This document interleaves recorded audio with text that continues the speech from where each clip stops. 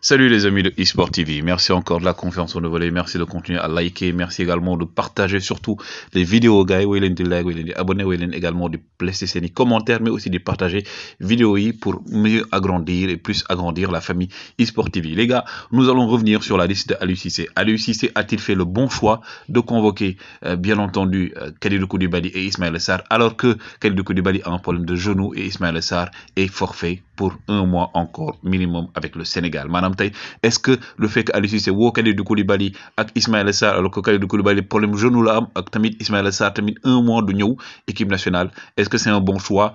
À vous en tout cas de juger. Moi personnellement, je pense que déjà c'est toujours bien d'avoir ses meilleurs joueurs, que ce soit Kalidou Koulibaly, que ce soit également Ismaïla Sarr, mais derrière il faudrait que nga am joueurs yoo xam ne ils sont capables aussi de renforcer sur ces secteurs. Maintenant damay njëkk a commencer ci ki nga xam mooy Ismaïla Sarr.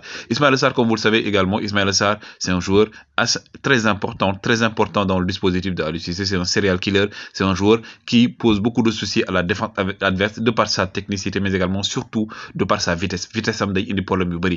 Mais Ismaïla Sarr également malheureusement dafa commencer saison boo xam ne c'est une saison tonitruante. Maanaam il a commencé une très belle saison avec équipe bi nga xam ne moom mooy Watford, dugal 5 buts. Malheureusement contre Manchester United il a marqué mais dafa am blessure boo xam ne tey gars yi dafa am blessure bu metti, blessure boo xam ne donc blessure boo xam ne moo ko tax tey mu toog plusieurs semaines joué wul ak ki nga xam ne moom mooy Watford. ñu ne woon sax dañ koy opérer, il devait normalement être opéré. Je vous avais donné l'exclusivité en vous disant que Ismaïla Sarr était même parti à Barcelone pour voir un spécialiste dans le domaine, pour voir également s'il pouvait ou non l'opérer ou s'il devait aussi ou non être opéré. demoon na ba Barcelone seeti médecin pour médecin boo ko ndax mën nañ ko opérer wala mënuñu ko opérer wala tamit ndax blessure am jar na opérer. Les médecins lui ont dit clairement que c'était pas la peine de se faire opérer, jaru woon ñu koy opérer, mais quand même il a besoin de récupération. ñu xool aussi par rapport à évolution blessure bi ndax dañ koy opérer finalement wala il pourra jouer. Donc ça a donné de bonnes nouvelles à l'équipe nationale du Sénégal. Mais aujourd'hui, quand vous avez ce genre de joueur, en écoutant la déclaration de Aliou Cissé qui a dit que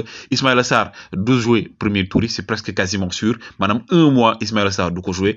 jar na sax mu toogaat 2 semaines fa nga xam ne mooy Watford ngir mën a def rééducation balaa moo ñëw équipe nationale. Donc ce qui veut dire que lui il risque de venir au second tour. Maintenant bu ñëw second tour, Ismaïla Sarr sera resté 2 mois sans jouer.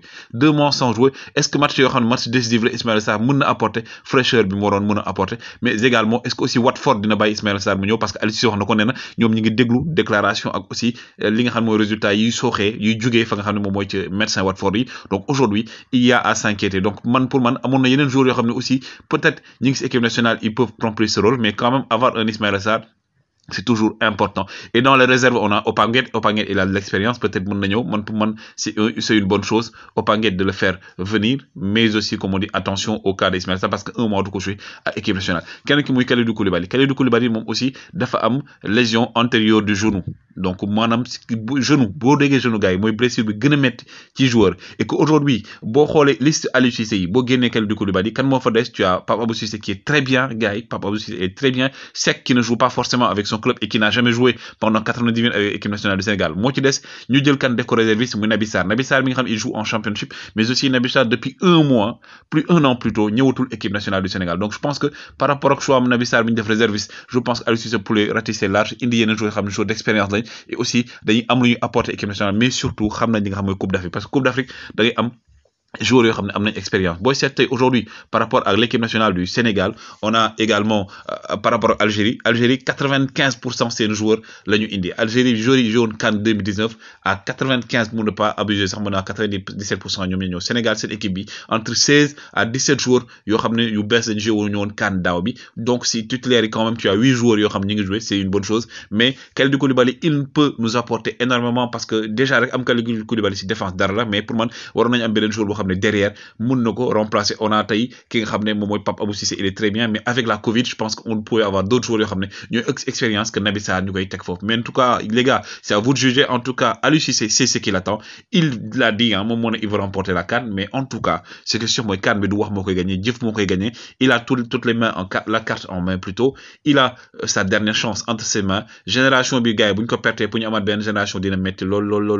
On espère quand même que le Sénégal sera présent physiquement, mais également par rapport aux résultats dans cette compétition. Gars yéen woy leen di like, woy leen di abonner, woy leen di partager, surtout gars yi woy leen di partager, de baisser les commentaires. Merci de commenter, de laisser vos analyses, mais aussi de partager les vidéos pour agrandir la famille eSport TV. Dia ngeen jëf.